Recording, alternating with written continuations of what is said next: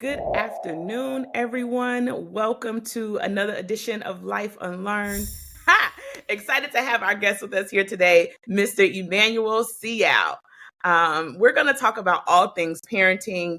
We've all been parented in some form or fashion, and it has a major impact on how we show up in life. And then as we continue on, we get to parent others in many forms, whether you have your own children, whether you're mentoring, that can be a form of parenting, or even showing up in the lives of other family members, nieces, nephews, little cousins. But we want to take a look at parenting. And Manny, welcome. We are excited to have you today. Thank you so much. I appreciate you inviting me over and contributing to this good conversation. Awesome. Well, we like to kick things off with our favorite question. When you think about parenting, fill in the blank for me. I used to think. I used to think parenting was. That's a good question. I'll tell you what I've learned a little bit about it. Parenting is complicated, right? So, not that I used to think it was easy, but I don't know if I realized how complicated it is and can be, and all the dynamics and nuances that's part of it outside of like just you know raising your child, right? It's like it's more than just raising your child a little bit. So very, very complicated, nuanced responsibility that we have. So it's complicated. You didn't think it was easy. Did you think about it at all? Some of us sit back and we dream of what it'll be like to have our kids and how we want to mother or father our kids. Was it something that you even thought about? I don't think so. I don't know if I, at a certain age said, hey, I want to, have kids and, see myself as a father. I don't know if I necessarily ever really saw or envisioned or pictured that. But I am a dad, and it's the kind of greatest joy that I have right now. So I absolutely love that. All right, well, let's take a step back. Let's go back to little Manny. Tell me about who you were as a kid, and how do you think your parents responded to who you were as a kid?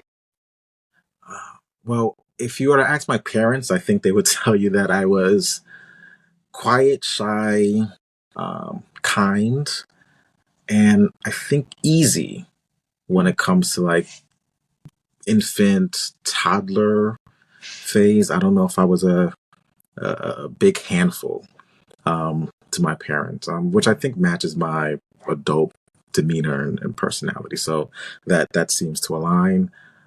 Based on what I could remember, that seems to be the same as well. I just remember myself being like a very shy, timid child, and following along my mom and dad wherever they went. So that's what my kind of oldest memory of being a child has been. So, needless to say, it sounds like you were more of a rule follower than a rule breaker. I Yeah, I mean, I think if you grow up in a traditional African household, you have no choice but to follow the rules that your parents tell you. But I, as an adult, I follow rules that I agree with, if that makes sense. Okay. And if it's a rule that I don't necessarily agree with or understand, I tend to question it to see if it makes sense. So, a combination of both, I would say. Okay. Okay. I love that because I don't think anything is ever really black and white. And while there can be structure, and that's what rules provide, it doesn't mean that, you have to follow every single rule. There is room for interpretation, room for questioning. Um, but continuing along kind of the journey, so you talked about young toddler Manny and being shy and quiet, not being a handful. Was that the same as you made it through high school and college, or did you start to come out of your Same. shell or anything like that? I would say the same. So, growing up as the eldest of three, firstborn to my, two parents from Ghana, elder brother to my two sisters, Elizabeth and Monique, who are awesome. For whatever reason, always been like a very, I don't know, shy person when it comes to being in a public setting. People that I'm comfortable with, close with, they get the real version of Emmanuel. And that carried on throughout I would say college. When you enter the professional world, there needs to be a little bit of a dial that you turn when it comes to socializing with colleagues and things of that sort. So I've kind of learned how to do that. But I would say in the essence of me, definitely shy. I know the term that's thrown out a lot these days is introvert and extrovert. I'm an introvert, but an extrovert when it's with people that I enjoy and love and feel comfortable around. Okay. So as you get older, you mentioned being the eldest, and sometimes that comes with responsibility, whether that's placed on you by your parents or just, some people say the oldest child just, tends to be either more mature or more steady. Did you feel any of the weight of that, whether it was by your parents or just by who you were as a person? Did you feel Yeah. like the oldest?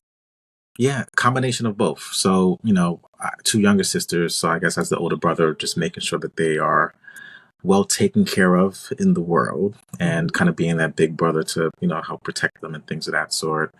There were some things that were put on me, whether intentional or not, by my parents as well. So just something simple like when I'm in junior high school and my sister was in elementary school, you got to go pick up your sister from elementary school and make sure that you bring her home.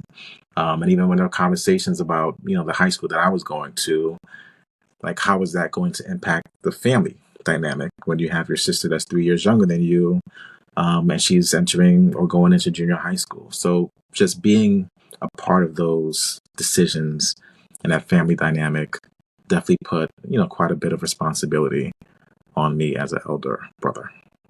I think the age gap really impacts whether or not or how soon you may be able to feel it, right? So it would be one thing if your sisters were closer in age to you. I wonder, what the conversations would have been like. Or for me, my brother is 6 years younger than me. So it wasn't as much of a conversation of what the impact of decision that I was going to make as it related to something simple as school, Yeah. because we were much further apart. But it's interesting that you remember those conversations, remember being a part of them, or having it impact the decisions that you were making. You would, Yeah, and I don't know if I was like involved in the conversations as opposed to this is what we need you to do as the eldest in the household. So this is what's happening. But yeah, so my sister Elizabeth is 3 years younger than me. My baby sister, who's not a baby anymore, is about 10 years younger, and Elizabeth and I are kind of close in age. So there was just an interesting dynamic there where I would say with Monique, although, still sibling, she kind of felt like my kid a little bit. So the dynamic that I had with her was a lot different as a big brother than what I had with my sister Elizabeth. so not that the responsibility was on you, but you got a taste of parenting, Yeah, meaning being responsible, not being responsible, influencing kind of a younger person in the absolutely. household, before Absolutely. you were a parent. Yeah, Um, absolutely. the other thing that comes with getting older and having younger siblings is becoming more conscious of how your parents parent different children. Whether it's just the age where, there's a lot of people's like, man, when I was younger, my parents wouldn't allow that. But when the baby comes along, they're softer on them. Or, you may have a different personality than your middle sister. And so that Yeah. may require your parents to show up differently with them. Do you remember a time noticing the differences in how they would parent, or was it kind of like Ab- same rules for everybody? absolutely. So, my sister Elizabeth and I kind of joke about how easy it is baby sister Monique had it, just based on the age gap between us. I think that coupled with timing and technology and social age and just a different time period being in play also help attributed to that. you know Parents with their firstborn, that's like your test run a Hmm. little bit, so you might be a little bit overprotective, and as your child grows up you might be more lax because you don't want to break the first kid, and then like, well, I didn't have to do all those things. So I feel like the youngest typically gets the benefit of that, because of the parents kind of raising the older. Also, maybe at that point in time your parents are just like tired too, right? So Yes. I don't have time to deal with this stuff, and you have your older siblings around so they can help contribute, raise the kids, Right. things of that sort. Yeah. Okay. All right, now let's take a look at, when you look at your parents, they're really whole individuals, right? And I don't know at what age we realize that, but I think now at our big ages, we understand that they are individual people with their own kind of way of doing things, their own experiences, their own personalities, um, and that influences how they parent you. But that could be different from who you are as a person. When you think about, who your parents are you similar to them? In what ways are you similar to them personality wise? And what ways do you find that you're a little bit different? Yeah, I don't parent anything I think my parents do. But I think that's attributed to a few things, right? Personality. So my personality is a little bit different than, maybe a lot of it different than my mom and my dad.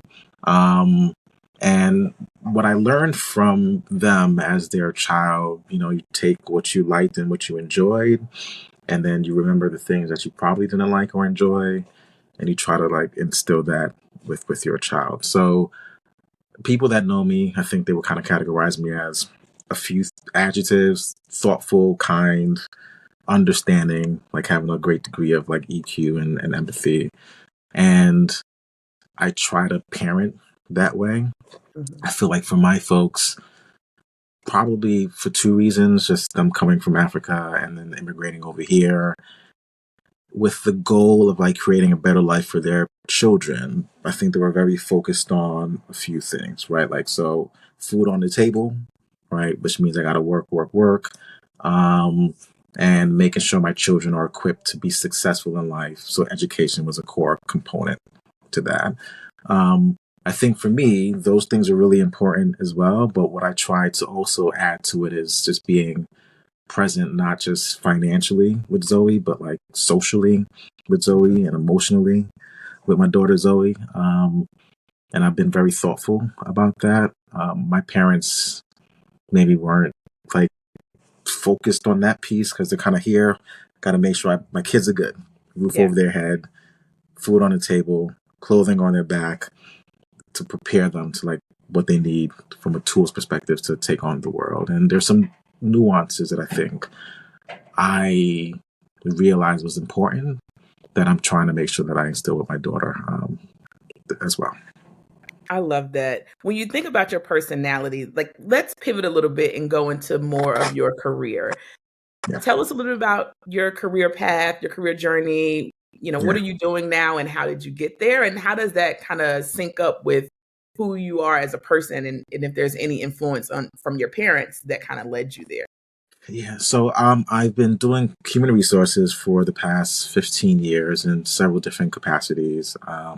Heavily within like the employee relations side, just making sure work environments are positive and productive.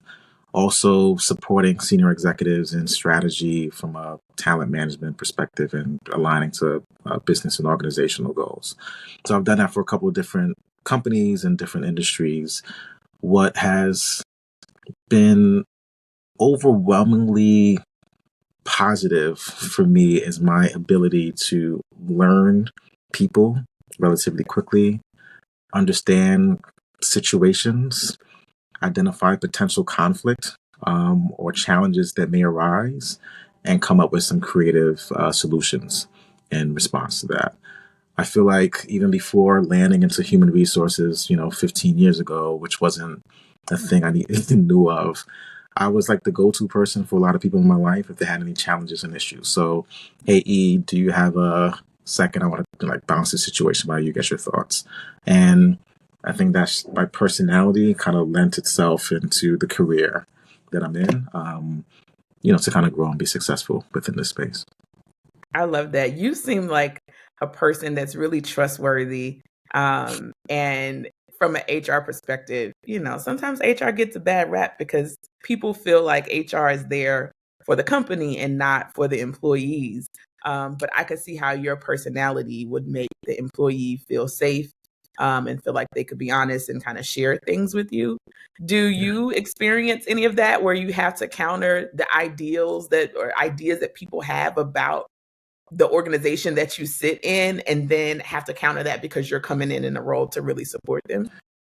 Yeah, So I feel like I've been fortunate in the organizations that I've worked in to where the majority of people that have engaged with HR have positive reactions to it. Um, and I've just been in a position to help, further their feeling that HR is there to help them. Um, it's always been interesting when I have conversations with friends and colleagues because they still reach out to me to say, "Hey, Emmanuel, let me get your perspective on this," or "This is a workplace issue," and they don't have the same feeling about HR as people that I've worked with have. And I'm like, this that sucks. And I try to do my best to like have that in the back of my mind and recognize everyone's experience with human resources isn't the same. And sometimes I might come in from a defensive standpoint or a negative standpoint and try to put people at ease. We're all human beings, and I think everyone, not just at work, you just want to be in a positive and productive environment. And there are things that attribute to that in a good way, and there are things that impact that in a negative way. And just got to come to some sort of solution to figure out how we can make things better. Right. So that's what my ultimate kind of goal is. And to kind of go back to one thing that you mentioned before, I remember hearing a conversation that my dad had years ago, right? So this is maybe me in high school, college, and him having a poor work experience. And I was kind of like, well, who do you go to for that? Mm. And he's like, there's an HR person, or I think back then they were calling it personnel. And he didn't really feel like they were doing what they needed to do. And me, kind of, 17-year-old kid, not even really knowing what the HR is, I'm like, well, based on what you're telling me, I feel like this should be an easy solution if they did X, Y, and Z. Right. And I think to me, that's thinking back, I'm like, wow, I kind of like am like a, natural HR person for like not just work, but I think in, people's lives, whatever you would call that. So that's the role that I tend to play with a lot of folks. I absolutely love that. I love that you're able to tap into kind of a conversation from years ago and see how Yeah. it played out, like fast forward. I think that's one of the beauties of getting older or having more experience. You don't realize how these individual conversations, these individual experiences leave an imprint on you. And then you Yeah. go on and do something about that in your own world. Yeah. But that's a pretty cool experience. Yeah, for sure. So let's talk about in your career path. Have you been much of a risk taker as it relates to whether it's in HR or just your career as a whole?